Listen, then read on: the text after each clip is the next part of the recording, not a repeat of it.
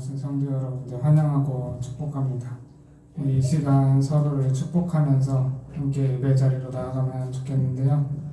하나님께서 우리를 보실 때 얼마나 아름답고 사랑스럽다고 정말 그렇게 생각하실 것 같아요. 우리 이 시간 이 찬양하면서 함께 서로를 축복했으면 좋겠습니다.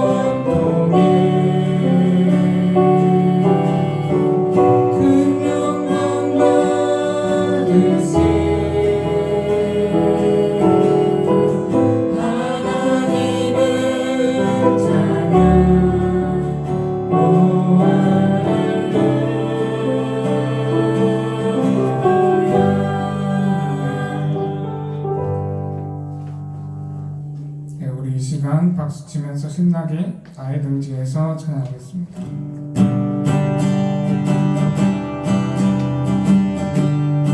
나의 등지에서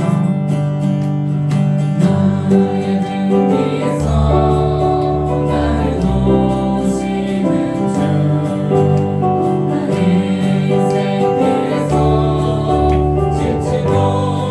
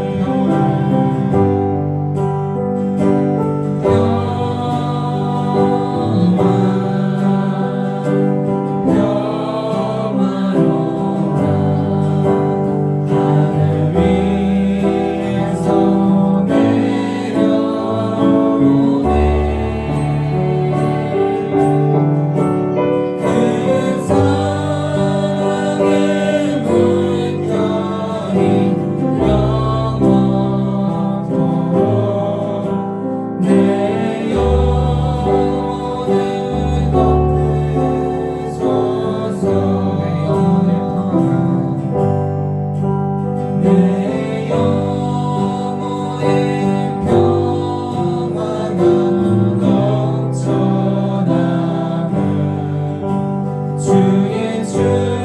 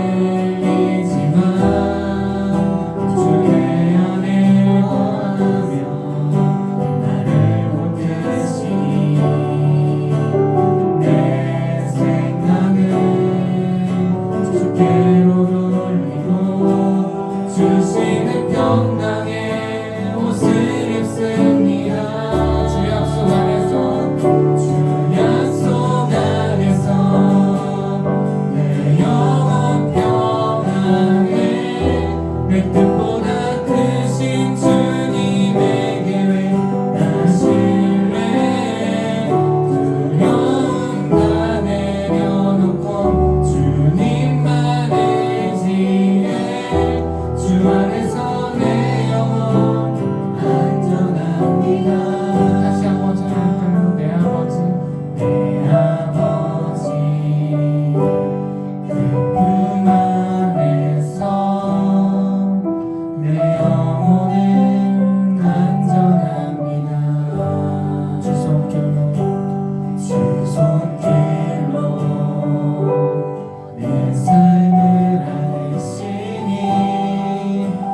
평강이 나를 덮습니다. 나 비록 넘어지면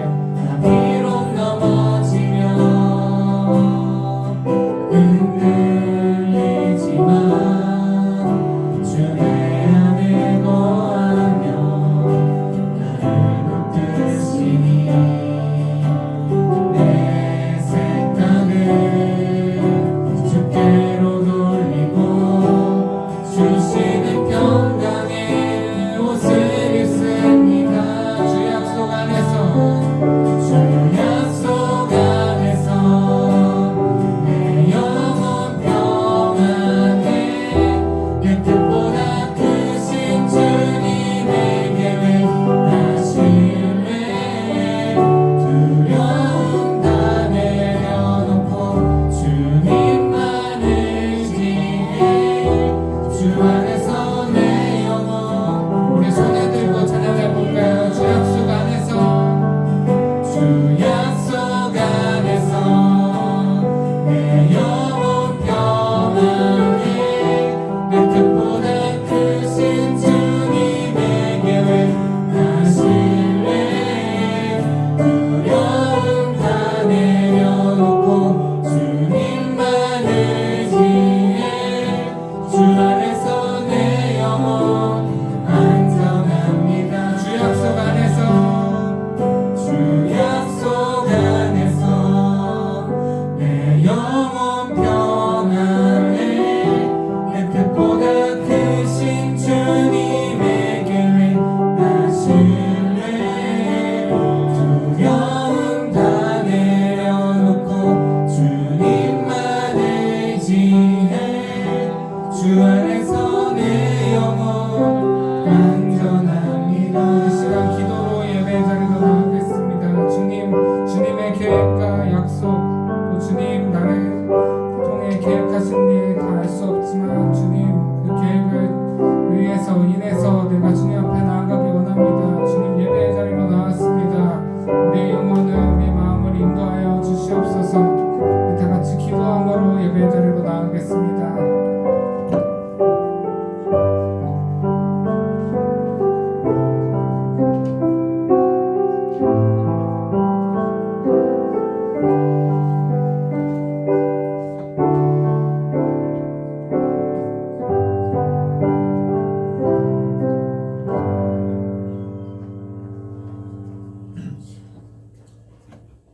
우리 다 같이 사도신경 하심으로 신앙 고백 드리도록 하겠습니다. 전능하사 천지를 만드신 하나님 아버지를 내가 믿사오며 그 외아들 우리 주 예수 그리스도를 믿사오니 이는 성령으로 잉태하사 동정녀 마리아에서 나시고 본디오 빌라도에게 고난을 받으사 십자가에 못 박혀 죽으시고 장사한 지 사흘 만에 죽은 자 가운데서 다시 살아나시며 하늘에 오르사 전능하신 하나님 우편한 자에 계시다가 저리로서 산자와 죽은 자를 심판하러 오시리라. 성령을 믿사오며 흥도와 소름돋는 부와 죄를 사하시는 것과 몸이 다해 사는 것과 영원히 사는 것을 믿사옵나이다. 아멘.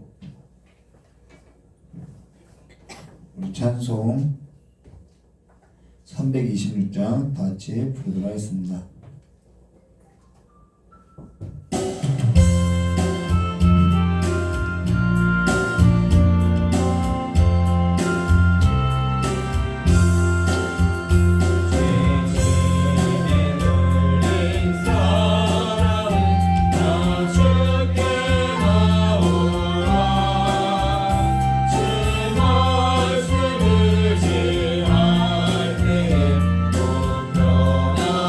주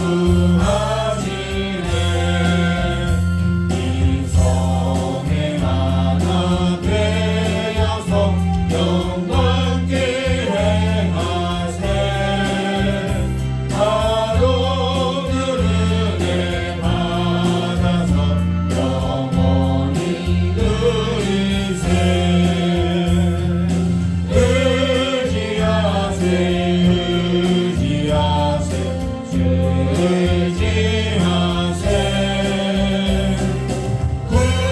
구하시네 구하시네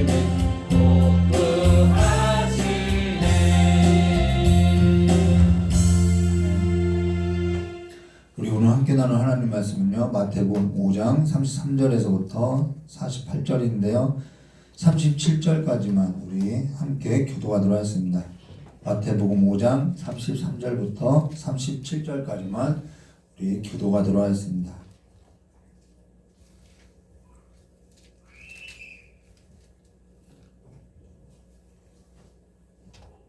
제가 먼저 교도하겠습니다. 또 옛사람에게 말한 바 헛 맹세하지 말고 내 맹세한 것을 주께 지키라 하였다는 것을 너희가 들었으나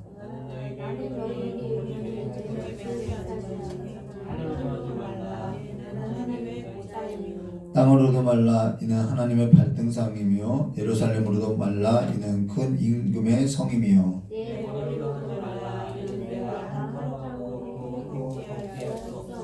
함께 하겠습니다. 오직 너희 말은 옳다 옳다 아니라 아니라 하라. 이에서 지나는 것은 악으로 쫓아나느니라. 아멘. 잠깐 기도하도록 하겠습니다. 고맙고 감사하신 하나님 아버지, 오늘 주 앞에 모인 우리 귀한 성도들의 모든 삶에 있어서 하나님의 크신 위로로 함께하여 주셨고 이 예배의 기쁨이 다시 한번 주님 안에서의 그 속량이 다시 한번 이 예배 가운데 충만하사 다시 한번 우리가 하나님과의 평화를 누리고 기쁨을 누리는 삶이 가득할 수 있도록 주님께서 복을 내려주셨고 오늘 이 말씀이 우리의 삶 가운데 양식이 되고 위로가 될 수 있도록 주여 함께해 주실 간절히 원하오며 기억해 주신 예수님의 이름으로 기도드리옵나이다. 오늘 마태복음 5장 33절과 3절부터 48절까지를 가지고요 너희도 온전하라는 제목으로 우리 함께 나누도록 하겠습니다. 예전에 이런 적이 있었어요. 좀 신앙에 있어서 좀 완벽하게 되려고 했는데 그게 완벽하고자 하면 할수록 그게 안 된다라는 것을 여지없이 이렇게 보게 되더라는 거예요. 근데 이 온전하라는 뜻은 그렇게 완전하라는 뜻이 아니라는 것을 우리가 염두에 두고 오늘 어떠한 의미인지 우리 함께 보도록 하겠습니다. 오늘 드디어 이제 지난 시간에 이어서 마태복음 5장 33절과 48절에서 마치게 되는데요. 5장을 이제 끝내는 거예요. 참 길고 길었는데요. 근데 산상수훈까지는 아직도 이렇게 좀 먼 길이 있죠. 그러면 우리가 지난 시간에 살인하지 말라, 간음하지 말라에 있어 또 옛사람이 말한 바 너희가 이렇게 들었으나 나는 너에게 이렇게 이르노니라는 이 교훈에 있어서 우리 함께 나눴는데요. 그러면 오늘은 지난 시간에 이어서 마태복음 5장 연결되고 있어요. 마태복음 5장 33절부터 48절에 있어서 나눌 건데요. 사실 여기에 지금 살인하지 말라, 간음하지 말라, 또 뭐 맹세하지 말라 여러 가지 다른 주제가 이렇게 이야기되고 있지만요. 사실 이 주제 안에 이렇게 흐르고 있는 아주 하나의 핵심이 있는데 그게 뭐냐면은 복음이라는 거예요. 지금 이 안에는 보이지 않게 굵게 흐르는 한 줄기의 강줄기 같은 것이 있는데 그게 복음이라는 것입니다. 이 복음을 설명하고 있다라는 거예요. 그러면 여기에 있어서 우리가 볼 건데요. 33절부터 37절까지의 말씀 보도록 하겠습니다. 또 옛사람이 말한 바 또 나오죠. 여기서 옛사람이 말한 바는 모세의 율법과 전통과 이들의 어떠한 수고와 노력, 열심 그런 거죠.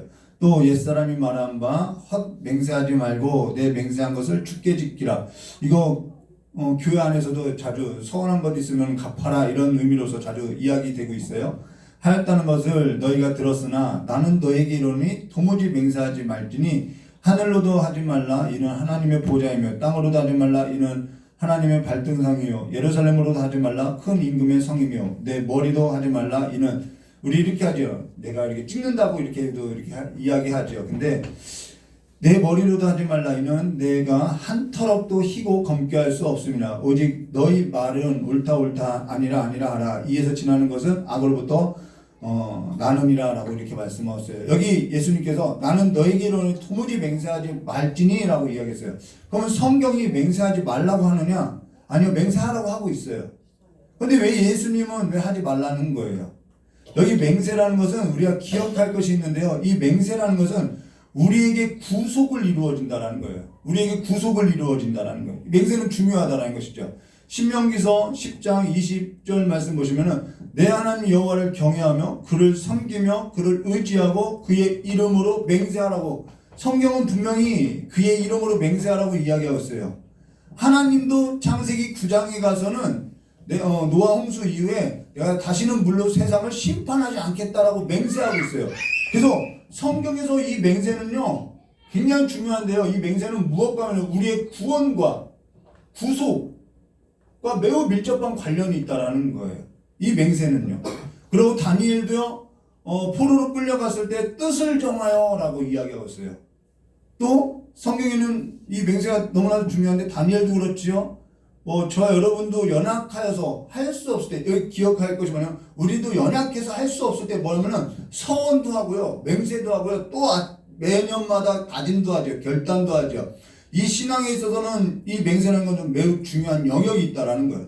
바울도 갱그리아에서 선교가 너무 힘들어서 서원한 적도 있죠. 그러고 바울이 쓴 서신서에 보면요, 고린도서 1장 23절에 내가 내 목숨을 걸고 하나님을 불러 증언하시게 하느니 내가 다시 고린도에 가지 아니하는 것은 너희를 아끼려 함이라라고, 여기 내가 내 목숨을 걸고 하나님을 불러 증언한다라는 것은 내가 하나님 이름을 걸고 내 목숨을 걸었다라고 이렇게 맹세했다라고 이야기하는 것이죠. 근데 예수님은 어째서 도무지 맹세하지 말라고 했냐는 거예요. 여기 한 가지 수식어가 있죠. 헛맹세라고 하고 있어요. 헛맹세하지 말라. 그러면 이 헛맹세란 이 수식어 앞에 헛이라는 붙어 있는데 이 헛이 뭐냐면요, 헛맹세하지 말라는 것은 종교의 형식주의를 말해요. 종교의 형식을 갖추고 자기 열심을 드러내고자, 누굴 드러내요? 자기 열심을 드러내고자 맹세하는 것을 수단화하는 것을 말한다라는 거예요. 자기의 열심을 드러내고자 맹세를 내가 말이야 하나님의 이름으로 이렇게 그 맹세하는 것을 수단화하는 것을 말하고 있다라는 거예요. 맹세가 자기의 그 열심에 있다라는 것이죠. 근데 사실 앞서서 언급했던 것처럼 맹세라는 것은 우리의 연약함, 내가 할 수 없을 때, 내가 한 머리털 하나도 희고 검게 할 수 없다라는 것을 우리가 너무나 잘 알고 있죠. 그러니까 맹세라는 것은요, 내 열심에 기초한 것이 아니라요, 하나님의 도움에 기초하고 있다라는 거예요. 이 구원은요, 우리의 열심으로 이루어지는 것이 아니라 하나님의 전능하심을 말해준다라는 거예요. 하나님의 전능하심, 하나님의 도움. 그래서 맹세라는 것은, 우리가 맹세를 수단으로 한다는 것은 어떠한 종교의 의식으로서 하는 일이 아니라는 거예요. 자기 열심을 드러내고자 하나님의 이름, 교회의 이름, 어떠한 종교의 형식을 갖춰서 자기를 드러내고자 하는 그러한 수단이 아니라는 것이죠. 그러니까 내가 하나님을 걸고 하는 말인데 라고 하나, 사실 그 하나님의 이름을 걸고 하는 그 일이 하나님의 일이 아니라 무엇을 드러내고 있냐면 자기를 드러내는 수단으로 여기고 있다라는 거예요. 이 구원에서부터 벗어나는 일이 되고 있다라는 것이죠. 그게 헛맹세라는 거예요. 사실 신앙의 연주가 깊어지면 깊어질수록 장담할 수 있는 것이 없더라는 거예요. 내가 그걸 지킬 수도 없고 할 수도 없고 내가 연약해서 넘어질 수도 있고, 그러니까 우리는 매년, 저도 매년 올해는 꼭 성경 사독을 해야지 하는데 산독도 못하고 있어요. 그러니까 또 추석 때 되면은, 또 가을 되면은 가을 됐으니까 또 한 번 해야지, 이런 결단을 넘어지면서 하는 거죠. 근데 그 넘어지면서 하는, 그러면서 그 하나님의 도움을 구하는 그 신앙에 있어서 우리는 이 맹세가 조금씩 우리의 삶에 있어서 결단과 고백으로서 우리의 신앙을 성장시킨다라는 거예요. 그걸 가지고 내가 내 열심을 냈다라고 자랑할 수 없다라는 것이죠. 우리의 열심으로 수단될 수 없다라는 거예요.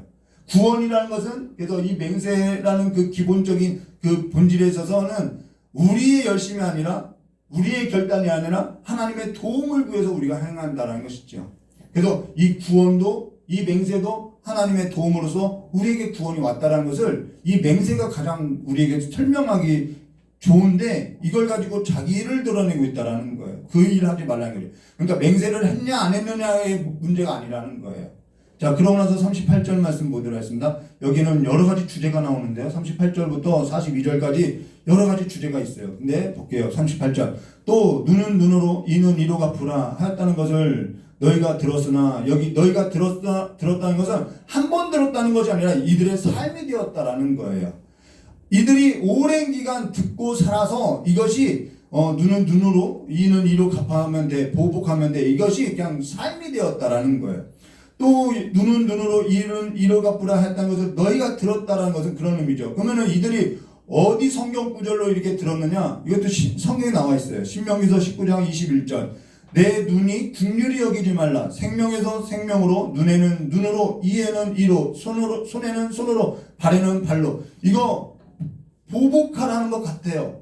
이렇게 문자로 딱 들으면은 보복하라는 것이네. 그래서 이걸 가리켜서 동해 보복법이라고 이야기해요. 같은 보복, 이런 거죠.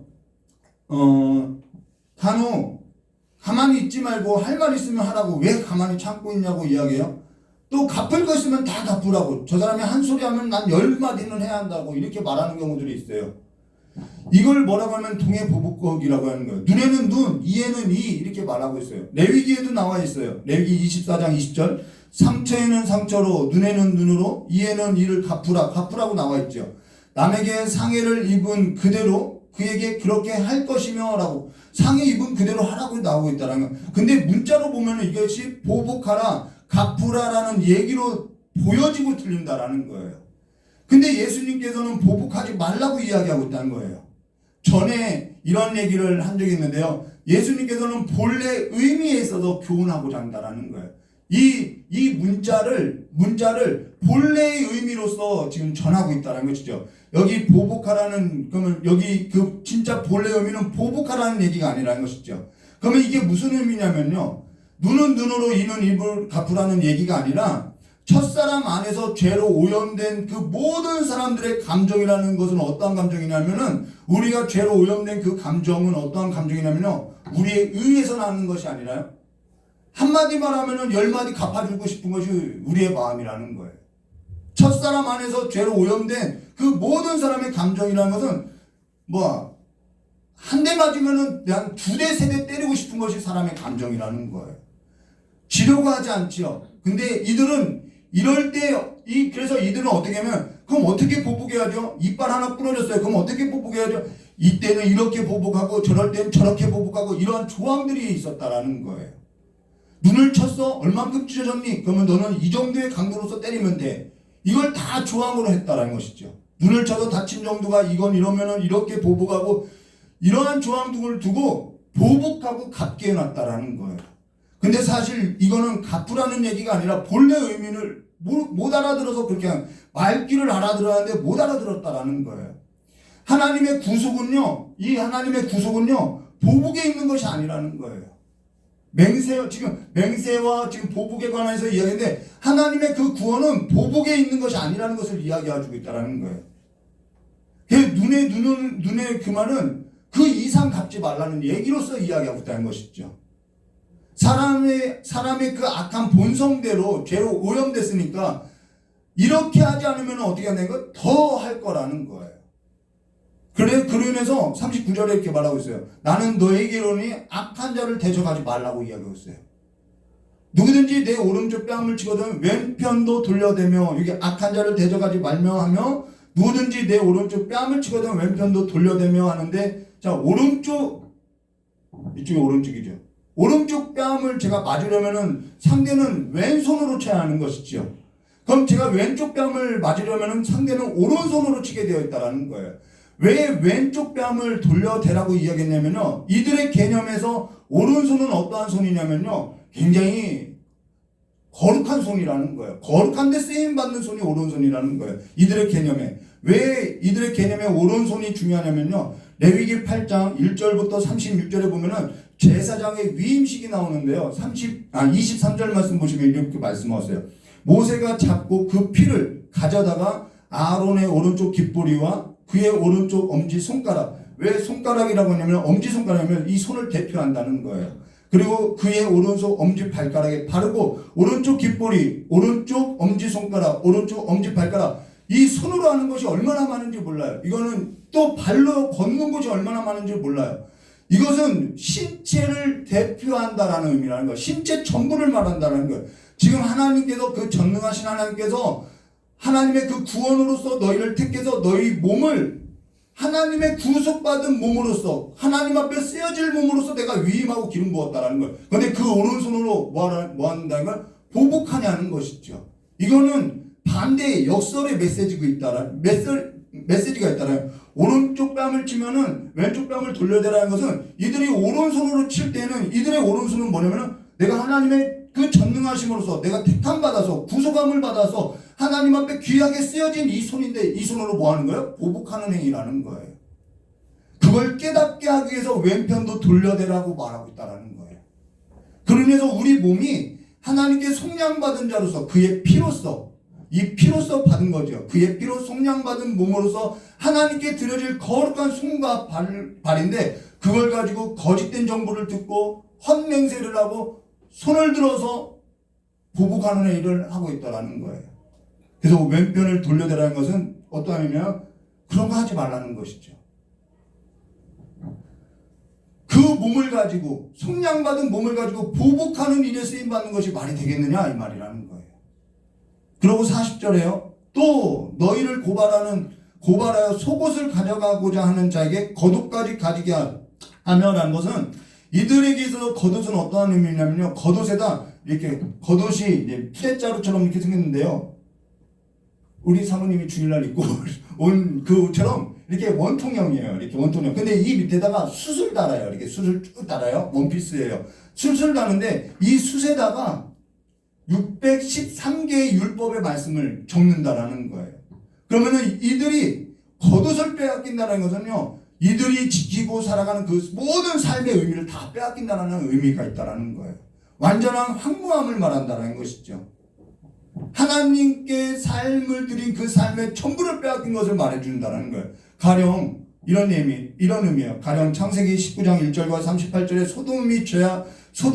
소돔성의 그 죄악이 있어서 나올 때 소돔 사람들이 롯 집에 가서 아브라함 조카 롯 집에 왔을 때 이 롯이 뭐라고 하면 내게 두 딸이 있다라고 이야기해요. 여러분 그거는 내게 두 딸이 있다라는 그런 의미가 아니라요. 가령 이런 거예요. 빚진 자가 집에 와서 빚을 갚으라고 막 할 때 야, 내 아이의 옷까지도 가져가라. 그러면 아이의 옷을 가져가라는 얘기가 아니죠. 내 딸, 두 딸이 있으니까 가져가라. 그 딸 가져가라 하면 이건 두 딸을 가져가라는 것이 아니라 그것의 죄악성을 드러내는 것이죠. 바로 이 겉옷을 가져가라는 것은 그러한 의미라는 거예요. 그런 겉옷까지 가져가게 하며라는 것은 이들의 어떠한 이 시대적인 포악성을 나타내고 있다라는 거예요. 그래서 겉옷까지는 가져가지 않죠. 이 유대인들은. 그러고 나서요 41절에요. 또 누구든지 너로 억지로 오리를 가게 하거든 그 사람과 심리를 동행하고 라는 것은 로마의 그 노동 징집법을 말하는데요. 그러면서 구레노 시몬이 예수님께서 십자가를 지고 가셨대요. 억지로 걷게 하셨죠. 근데 지금 이 세 가지 모든 내용이 누구와 연관이 있냐면요. 예수님과 연관이 있다라는 거예요. 그 이야기를 한 거예요. 예수께서 뺨을 맞고요. 예수께서 속옷뿐만 아니라 겉옷까지 제비 뽑히면서 빼앗겼고요. 부끄러움을 당했고요. 남을 짊어지고 올라가는 그 모든 삶의 여정을 지금 보여주고 있다는 거예요. 우리의 구속을 보여주는 내용이라는 것이죠. 그러고 나서 42절에요. 내게 구하는 자에게 주며 내게 꾸고자 하는 자에게 거절하지 말라라는 것은 예수님께서 전부 내어줬다는 것을 이야기하는데요. 근데 여기 꾸고자라는 단어가 무슨 단어냐면요. 연결하다, 결속짓기다라는 단어라는 거예요. 우리가 어떤 사람이 도움을 구할 때, 꾸고자 할 때 우리가 그를 도와주면은 그걸로 인해서 결속이 일어나죠. 그래서 이 꾸고자라는 단어가 결속시키다라는 단어인데요. 이 꾸고자 하는 자에게 거절하지 말라라는 것은 나도 하나님 앞에 은혜 입어서 속량함을 받아서 내가 하나님께로부터 연결된 자인데 이것은 그래서 내 것이 아닌데 내가 하나님의 것을 가지고 당신에게 하나님과 연결시키려고 합니다. 이 뜻이라는 거예요. 오늘 우리의 구제가 바로 이 기초에 있다라는 거예요. 그러면서 내 것을 가지고 돕는다 그런 의미가 아니라는 것이죠. 그러면서 여기에 있는 삶 전부가 여기에서 나온 그 모든 삶의 전부가 어디로부터 난 거냐면 예수 그리스도께로부터 난 삶이다라는 거예요. 저와 여러분이 그 예수 그리스도께로부터 난 자들 아니냐는 것이죠. 잠언 19장 17절 말씀 보시면은 가난한 자를 불쌍히 여기는 것이 여호와께 구워드리는 것이니 그의 선행을 그에게 갚아주시라라는 것은 내가 하나님께 연결된 자로서 하나님 걸 가지고 나누는 삶을 산다라는 거예요. 왜 우리가 나누냐면 당신의 삶 가운데 아직 하나님의 자비가 끊겨지지 않았습니다. 이걸 고백하는 고백으로서 나누는 것이죠.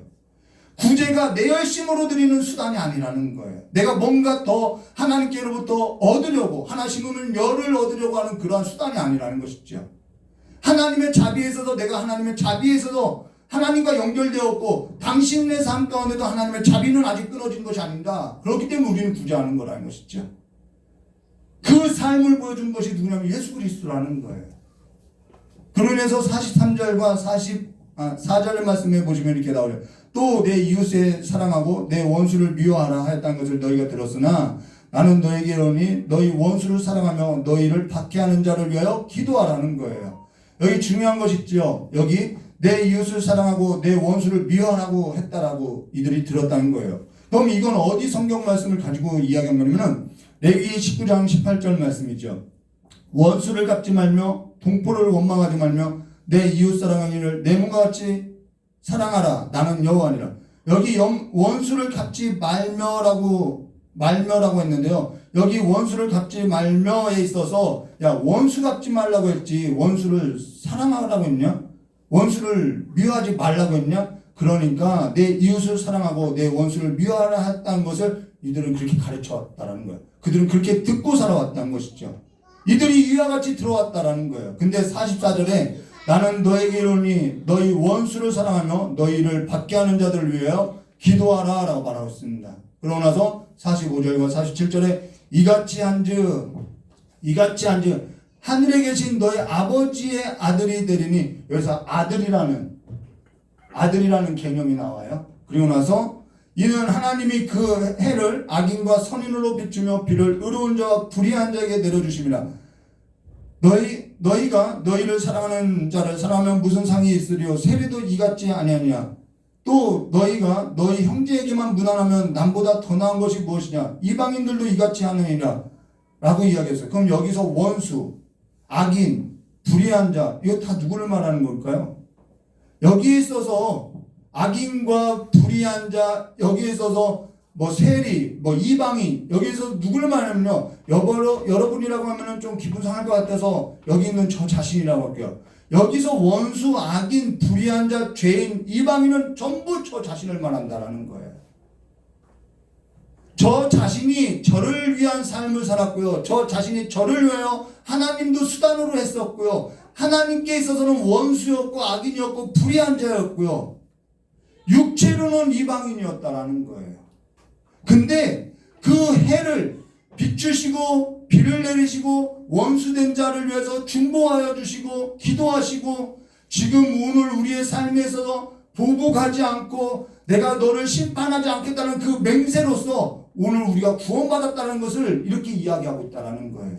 그의 피로 속량을 받아 하나님의 나라의 거룩한 왕과 같은 대제사장이 됐다. 이거는 존재를 이야기하고 있다는 것입니다. 우리가 새로운 존재, 하나님의 아들이 되었다. 그 아들들의 삶 가운데는 이러한 열매들이 없을 수 없다 이 얘기라는 거예요. 이걸 지켜야 한다. 맹세하지 말라. 그럼 또 맹세하지 않고 살인하지 말라. 이걸 지키라는 얘기가 아니라 너희들이 하나님의 구속으로서 아들이 되었으니 이 열매 맺는 삶에 있어서는 금지할 법이 없다라는 거예요. 예수 그리스도께서 멀리 있던 우리를 하나님과 연결시켰고요. 하나님 앞에 나와 날마다 꾸고자 했던, 손을 벌렸던, 구원을 바랬던 저와 여러분을 거절하지 않았어요. 자비를 베풀어 줬어요. 은혜를 베풀어 줬어요. 저와 여러분을 사랑하다 많은 사람들이 죄인을 사랑하냐고, 죄인들의 친구냐고, 그 모멸을 당하고 땀을 맞고 겉옷까지도 빼앗기며 나무에 달려서 억지로가 아니라 그 기꺼이 그 삶을 함께 동행해주며 모든 삶을 내어준 삶. 그래서 저와 여러분이 아들이 되었다라는 거예요. 그걸 지금 이렇게 설명하고 있다라는 거예요. 죄에 대해서 보복하지 않았어요. 죄를 대신 짊어졌다라는 거예요. 그러면서 에베소서 2장 12절과 18절에 이렇게 이야기하는 것이죠. 그때 너희는 그리스도 밖에 있었고 이스라엘 나라 밖에 있었고, 그럼 우리가 이 은혜를 받았는데 내가 뺨을 들어서 내가 누군가를 보복할 수 있을까요? 이거는 그냥 아들로서 나타나는 그의 삶에 대한 열매들이라는 거예요. 에베소서 2장 12절과 18절에 그때 너희는 그리스도 밖에 있었고 이스라엘 나라 밖의 사람이며 약속의 언약들에 대한 외인이요 세상에 소망이 없고 하나님도 없던 자이더니 이제는 전에 멀리 있던 너희가 그리스도 예수 안에서 그리스도의 피로 가까워졌느니라. 그는 우리의 화병이시니라. 둘로 하나를 만드사 원수된 것 곧 중간에 맡긴 담을 자기 육체로 하시고 법중으로 된 계명의 율법을 폐하셨으니 이는 둘로 자기 안에서 한 새 사람을 지어 우리가 새 사람 됐다라는 거예요. 새 사람을 지어 화평하게 하시고 우리가 그분과 평화를 누리기 때문에 연결되었기 때문에 이제는 그의 삶이 나타나게 되어 있다는 것이죠. 또 십자가로 이 둘을 한 몸으로 하나님과 화목하게 하려 하심이라. 원수된 것을 십자가에 소멸하시고 또 오셔서 먼 데 있는 너에게 평안을 정하시고 가까운 데 있는 자들에게 평안을 전하셨으니 이는 그로 말미암아 우리 둘이 한 성령 안에서 누구에게요? 아버지께 나아감을 얻게 하려 함이라는 거예요. 그래서 48절 오늘 말씀이요. 그러므로 하늘에 계신 너희 아버지의 온전하신 것 같이 너희도 온전하라는 거예요. 뭐가 온전한 거냐? 내 행위로서 내가 이걸 지키고 그러한 행위를 말하는 것이 아니라 내가 이렇게 지켜야지 그걸 말하는 것이 아니라 사람이 어느 때 온전케 되냐면요. 집 나간 둘째 아들이 아버지 집에 돌아갔을 때 모든 것이 온전케 됐다라는 거예요. 온전이라는 것은요. 했냐 안 했느냐가 아니라 아버지 집에 그 아들로서 살아가는 삶이 온전이라는 거예요. 아들이 아니고서는 아버지 집에 거할 수 없죠. 오늘 우리 모두가 예수 그리스도께서 그 흘리신 피로 깨끗하게 하시고 보증으로서 성령을 주시고 하나님을 아버지라 부르게 하고 우리 모두를 온전케 하셨다라는 거예요. 그 온전케 하신 삶이 우리의 삶의 열매로서 이제는 이러한 삶이 맹세냐 안 했냐 하는죠. 내가 구속받고 내가 하나님의 자녀로서 존재로서 살아가는 삶을 배워간다는 것입니다. 그리스도에 접붙이면 이와 같은 열매가 풍성하여지는 것이죠. 우리는 개선해서 나아질 수 없어요. 노력한다고 해서 되는 것이 아니라 은혜이며 우리는 새롭게 된 존재이고 아버지 집에 하나님의 아들로 하나님의 영 성령을 따라 살아가는 하나님의 자녀로 사는 그 평화와 그 평안과 기쁨이 오늘 저와 여러분의 삶을 자유케 하고 충만케 하는 삶이 되시기를 주님의 이름으로 축원합니다. 다 같이 기도하도록 하겠습니다. 좋으신 하나님 아버지, 지옥의 자녀와 같이 살 수밖에 없었던, 선택적으로서 하나님의 말씀을 지키고 살 수밖에 없었던, 우리가 살인자였고 우리가 그 살인자의 자손이었고 음행한 이스라엘 같았고 하나님과 원수된 자로서 우리의 삶에 있어서 내 안에 그 혈기대로 삶을 갚아냈고 내 힘대로 살았고 하나님과 원수된 자로서 살아왔던 그 모든 삶에 있어서 주님께서 그 모든 걸 다 짊어지고 우리를 그리스도 예수와 함께 엮어서 새 사람으로 창조하여서 우리가 살아가는 것이 아니라 우리 안에 있는 그리스도께서 살아가는 삶으로서 하나님의 아들들로서 살아가는 삶으로서 우리를 빚으시고 우리를 창조하시고 진리로서 새롭게 나셨으니 이제는 우리의 삶 가운데 아버지의 집에 거하는 자들과 같이 이 거룩한 삶의 열매가 더욱더 풍성하고 아버지와 하나 된 삶으로서 아버지의 나라의 그 평안과 그 기쁨과 그 풍성함이 날마다 가정과 일터에서 충만케 되게 해주셨고 하나님의 그 시냇가의 신기한 나무와 같이 하나님의 그 식탁에 둘러앉은 자손들과 같이 하나님 나라의 그 풍성함을 경험하는 귀한 가정들과 교회되게 해주시길 간절히 원하오며 기억하신 예수님의 이름으로 기도드리옵나이다. 우리 찬송가 복음성가죠. 1010번이요. 1010 부르고 다 같이 기도하도록 하겠습니다.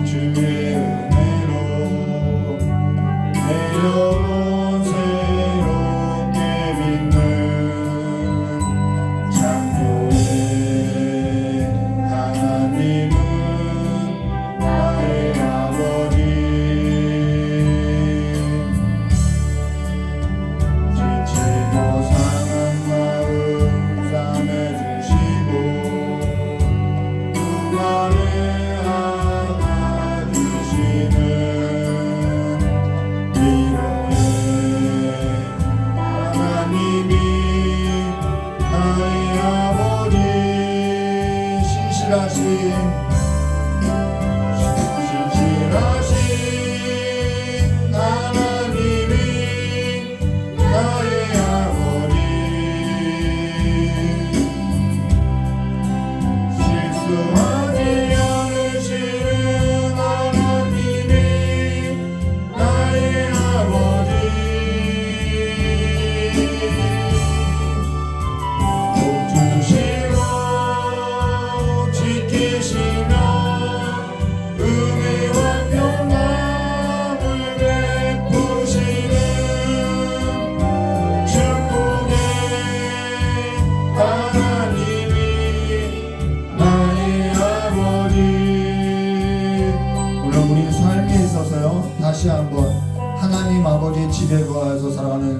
하나님의 그 기쁨과 그 평화를 내 삶 가운데 가득 넘치게 해달라고 이 시간 기도하고 돌아가도록 하겠습니다. 좋으신 하나님 아버지, 우리 삶에 그 하늘에 간직한 하나님 나라의 그 풍성함이 무엇인지 이제는 알게 하여 주시옵고 보게 하여 주셔서 아버지 가정 가운데 하나님의 나라의 그 평화가 그 화평함이 그 기쁨이 충만하게 하시길 간절히 원합나이다.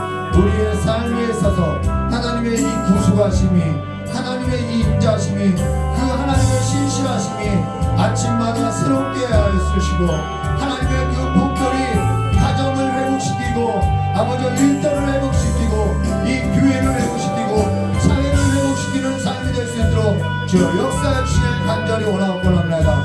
우리가 눈으로 보는 대로 갚는 것이 아니라 우리가 우리에게 상함을 받는 대로 갚는 것이 아니라 우리가 남의과 같이 내가 이 상처로 말미암아 어린아이를 죽였다라고 하는 그 폭력의 도성이 아닌 하나님의 나라 가운데 거하는 자녀들로서 하나님의 아들들로서 복되고 하나님께서 보시기에 심히 아름다운 나라들로서 거룩한 제사장들로서의 그 직분을 잘 감당할 수 있는 지혜와 지식이 있는 귀한 삶이 될 수 있도록 주여 역사해 주시길 간절히 원합니다. 우리를 진리의 말씀으로 나섰으니 이제는 우리가 그 진리의 말씀 위에 털을 닫고 살아가는 귀한 가정들로서 하나님의 복된 삶으로서 살아갈 수 있도록 주여 역사해 주시옵고 우리가 우리의 혈기대로 우리의 감정대로 우리가 살아가는 것이 아니라 주님께서 우리의 삶 가운데 진리로 나신 그 진리 가운데로 사는 삶대로 하나님 나라의 풍성함을 보게 하시길 간절히 원하오며 기어오신 예수님의 이름으로 기도드리옵나이다. 조신 하나님 아버지,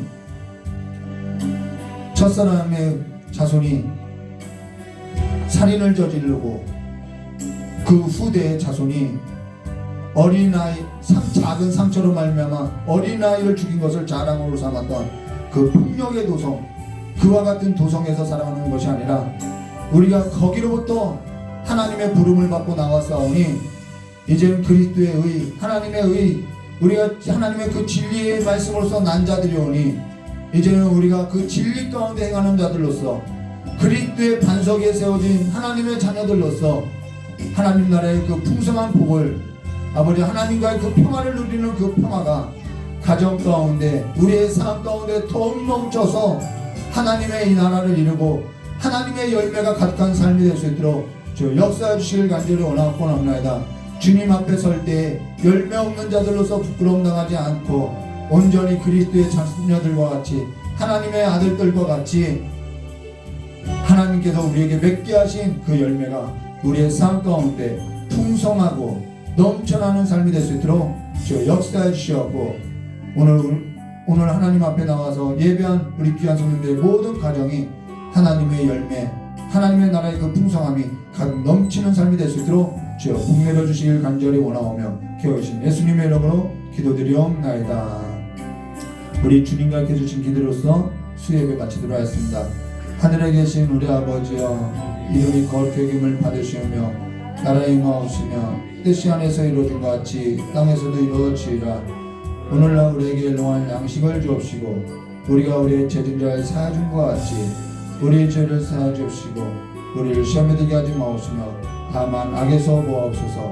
대개의 나라와 권세 영광이 아버지께 영원히 쌓옵나이다. 아멘.